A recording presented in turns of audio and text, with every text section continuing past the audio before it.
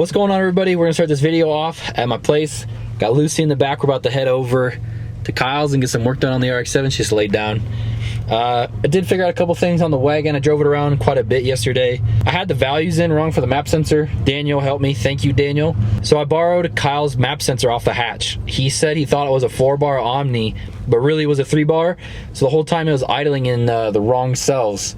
So Daniel sent me a new tune. He just adjusted it for me while I was out and about doing some stuff. Uploaded it up and it seems to start way better now. I'll start it up for you guys here in just a sec. Had to give it a little bit of fuel on idle because it was idling really lean, but other than that, it should be way better now. It actually wants to idle and not do this weird dumb bloat stuff. So awesome. I'm excited. We're gonna go drive up to the house and hopefully install some steering stuff on the RX-7. I went to the machinist today at Scott. Thank you. I appreciate it. McRobert's Machine here in Longmont, Colorado. If you guys need some work or whatever, give him a call. He can do stuff over the phone, needs a print or any type of cheesy drawing. So yeah, let's start up for you guys really quick.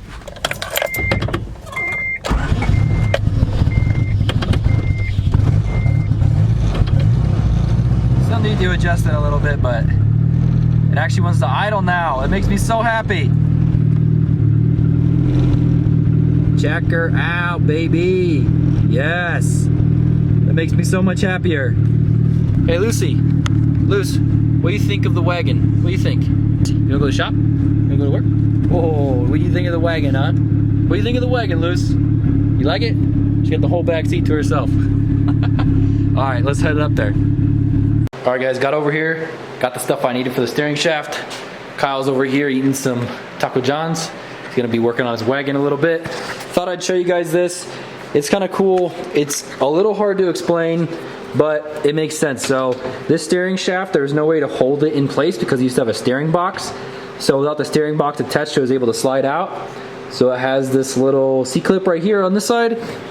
And then the machinist made me this bushing right here that slides into the actual like tube that goes around the steering shaft. So that way it holds the steering shaft centered and it can't flop around. And then it also has another C-clip right here so it can't come out. And then to make it actually work with the U-joints, we have this 3/4 inch double D shaft that is a really tight fit. So I'm gonna smack into there and then weld it, and then also drill a hole through it, pin it, and then weld the pin in so that way it can't come back out. And then I'm also right now gonna be mocking up the steering rack. It's really easy. This is a Mustang 2.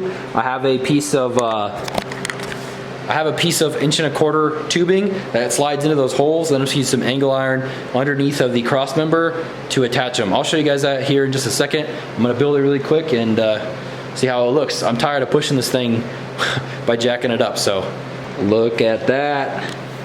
Been a decent amount of work to get this on here, but the steering rack is on there. It does look like it's offset, but this thing actually turns more one way, so it's like a 1/2 inch offset this way. Need to install the outer tie rods. I still have to mess with how they're actually secured here. They're just slid over the tube right now, but I just used a piece of tube with an angle iron on the backside. Really simple. Still waiting on the steering shaft too, to get some of that stuff to figure out. Should be pretty easy. I'm gonna go ahead and put these outer tie rods on.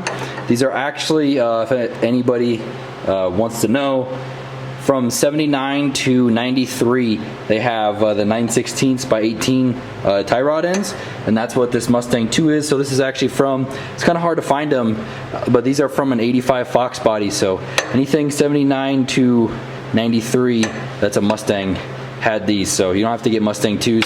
I believe these are a little bit longer than the Mustang 2s. I probably won't be using these because I'll have to get a bump steer kit, because as you can see right here, the car still needs to come down a little bit lower, but these rods are gonna end up like that.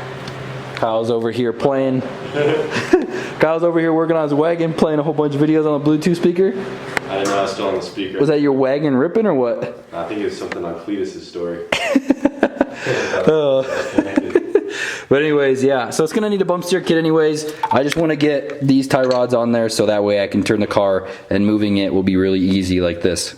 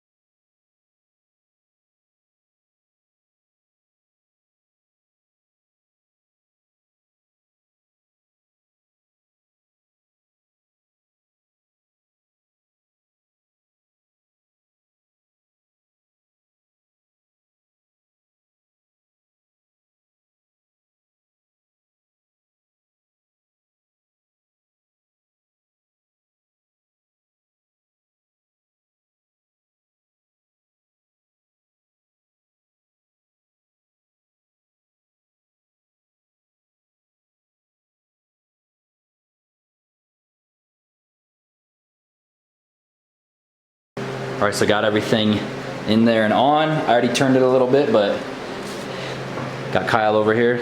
He's gonna turn this thing for me. I wanna see how this shaft looks. Looks pretty good. The only thing I was worried about was this angle here. It's got a decent amount of angle, but doesn't bind up. How's it feel, dude? Not much angle though. It's got a decent amount, I feel like. That's quite a bit. That's more than it had before. Feels good though. Yeah, for like, nice and tight, huh? Before, the other like bar, like the little link that went across it would hit on the motor before it became full lock, so. It obviously, like the toe is not right. I just eyeballed it and they're still a little off, but not bad. That's not way bad. less sketch than what was in there. Yeah, remember I had a welded... You like had to cut a section out and made a U underneath? Yeah, like it was on the other side and I had a welded bar from side to side that was on like the steering link and it would hit on the oil pan, so I didn't even have full lock. It looks so much better. I got so much more room. Still got room for the oil pan to clear.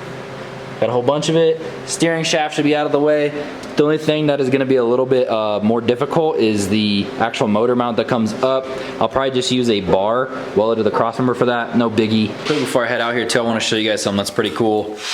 What the whole point, not the whole point, but some of the point was for doing the 5-lug swap on this was getting adjustable shocks for the front, because I could not slow down how fast the nose came up on this thing before with the old stock stuff.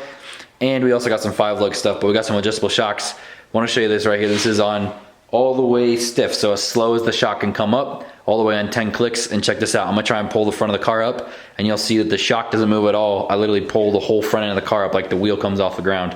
Check this out.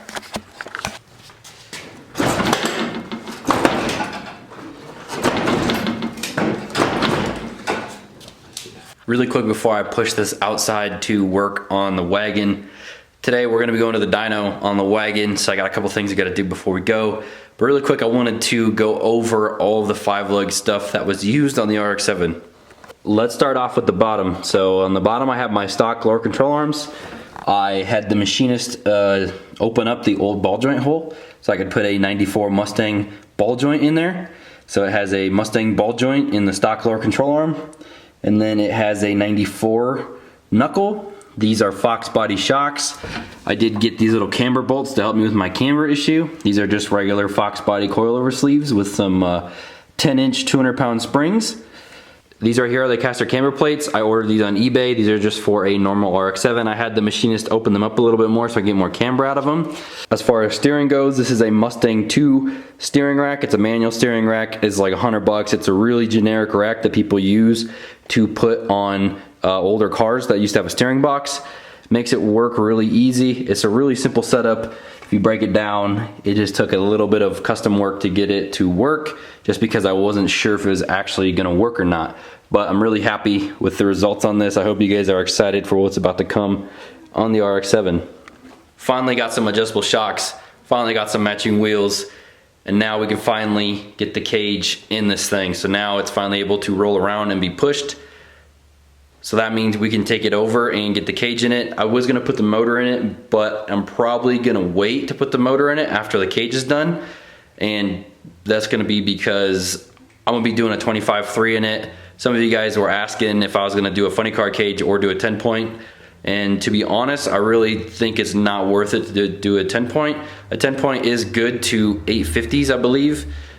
For how fast I wanna go in the 8th, I think a 10-point isn't enough cage. So I'm just gonna go ahead right away and do a 25.3. I will never go fast enough, or nor do I wanna go fast enough to ever need a higher cert than the 25.3. Anyways, thank you guys for watching this video. Hope you are excited, and be on the lookout for that dyno video. Maybe drop that tomorrow for you guys.